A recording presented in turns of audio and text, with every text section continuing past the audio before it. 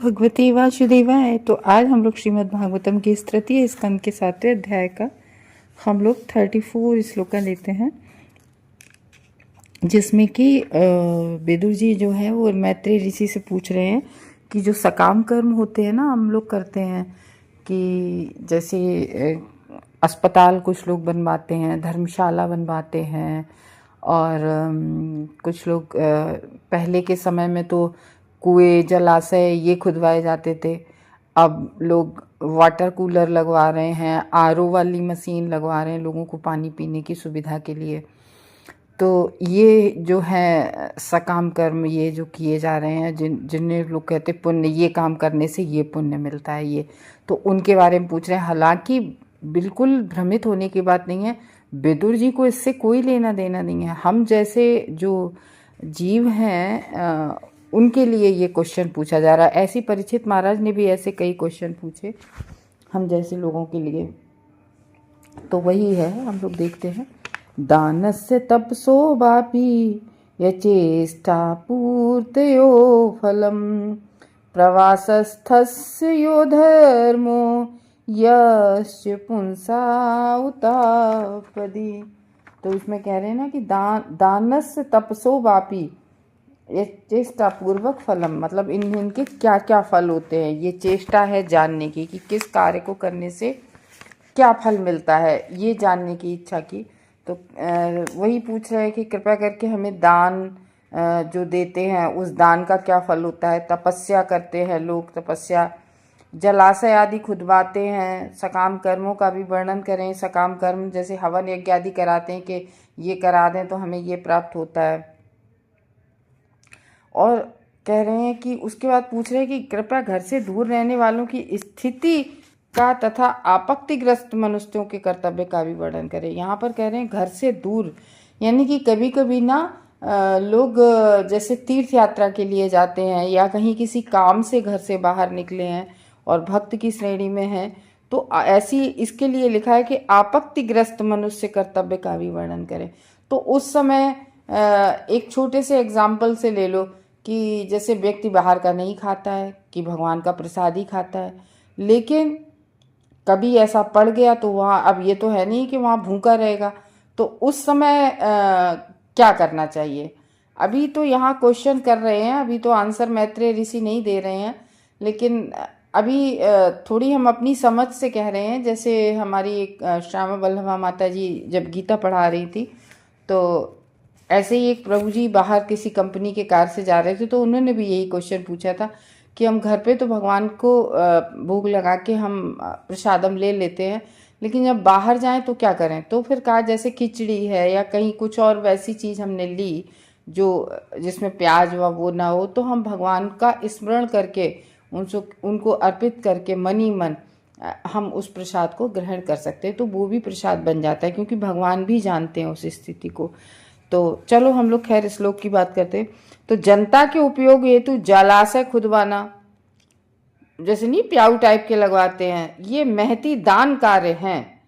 और 50 वर्ष की आयु के बाद गृहस्थ जीवन से वैराग्य लेना भद्र मनुष्य द्वारा संपन्न महान तपस्या का कार्य है। अब यहाँ पर ये कह रहे हैं कि जैसे ये बात हो रही है वानप्रस्थ आश्रम की, ये तब की बात है जब 50 के वर्ष, तब बच्चे भी जल्दी हो जाते थे, जल्दी शादियां भी हो जाती थी, तो 50 वर्ष वानप्रस्थ की आयु थी। लेकिन अब वही बहुत डिले होने लगा है, तो अब वानप्रस्थ की आयु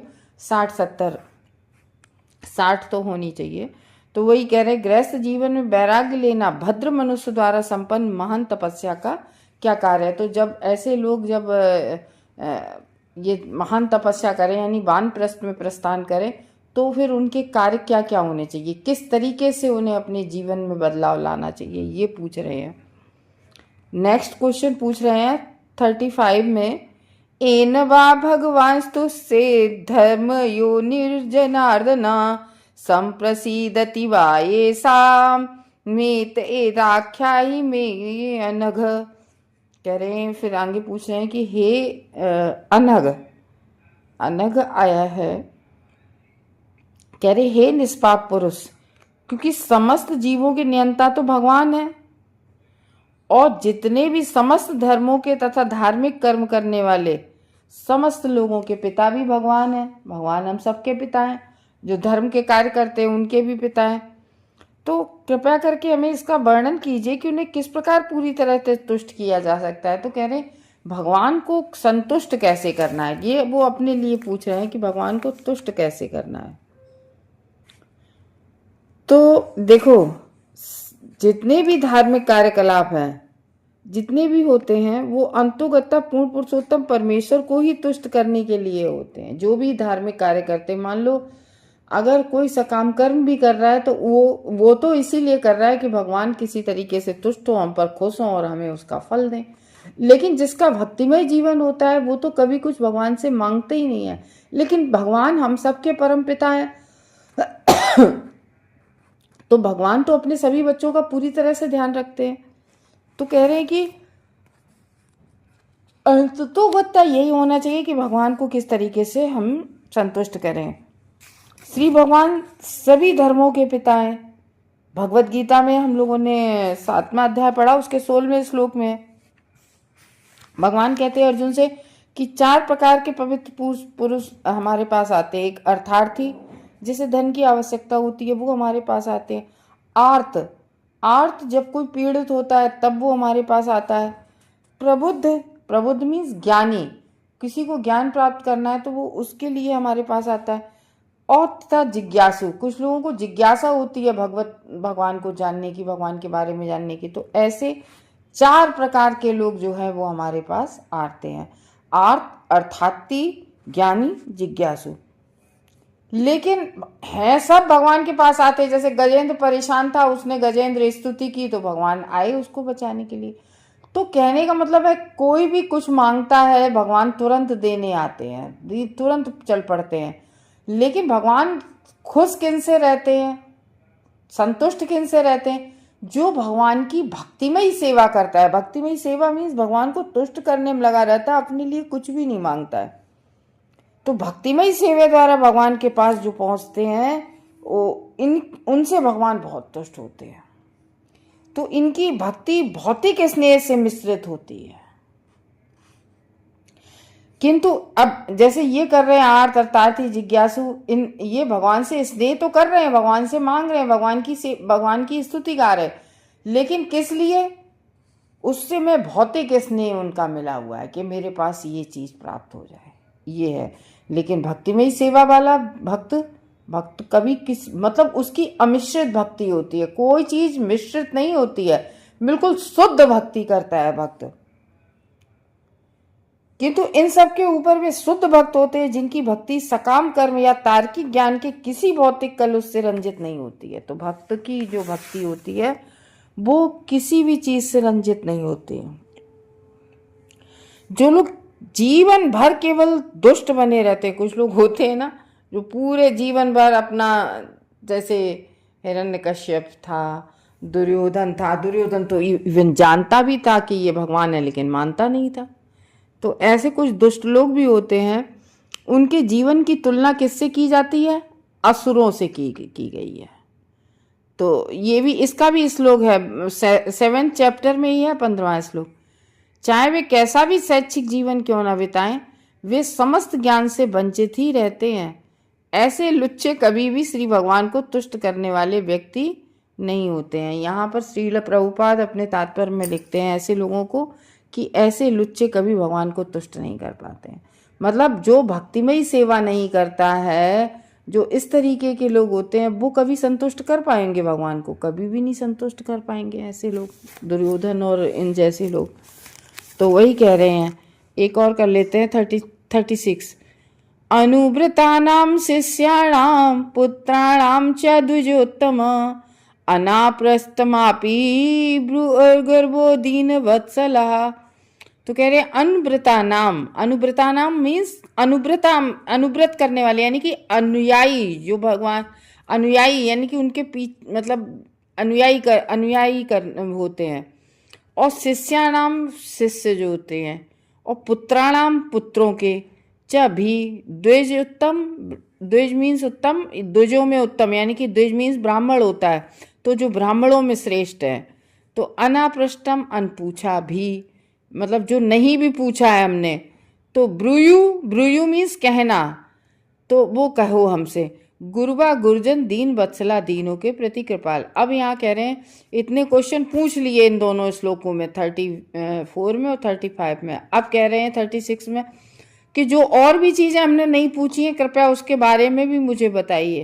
कह रहे हे ब्राह्मण श्रेष्ठ, जो गुरुजन हैं दीनों पर अत्यंत कृपालु रहते हैं, शिष्याणाम पुत्राणाम च दुर्योधन, अत्यंत कृपालु रहते हैं। वे अपने अनुयायियों शिष्यों तथा पुत्रों के प्रति सदैव कृपालु होते हैं और उनके द्वारा बिना पूछे ही सारा ज्ञान प्रदान करते हैं।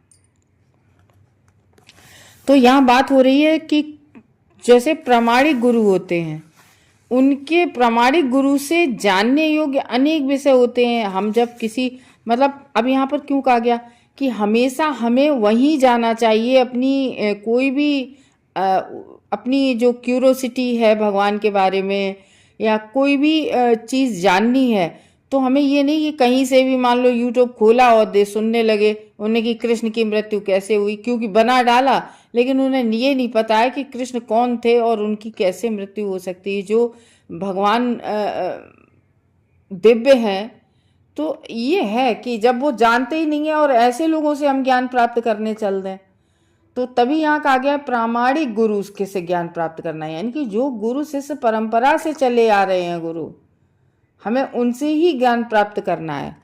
तो कह रहे हैं कि प्रामाणिक जानने योग्य बहुत सारे विषय होते हैं कि हमें हर चीज़ के बारे में जानना होता है, लेकिन प्रामाणिक गुरु के लिए अनुयायी शिष्य तथा पुत्र सभी एक समान स्तर पर होते हैं और वे उन पर सदैव कृपालु रहते हैं। जब पूछो विनम्रता से तो वो सब चीज़ का आंसर देते हैं और उनके ना पूछने पर भी वे सदैव उन्हें दिव्य विषयों के बारे में बताते रहते हैं।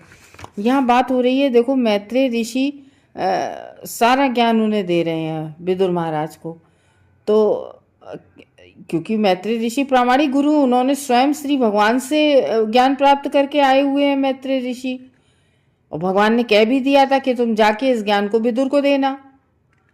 तो वो कह रहे हैं कि जो है कि वे सदैव कृपालु रहते हैं और अगर कुछ क्वेश्चन नहीं भी पूछे तो भी उनका आंसर देते, तो भी उनके बारे में बताते हैं दिव्य विषयों के बारे में।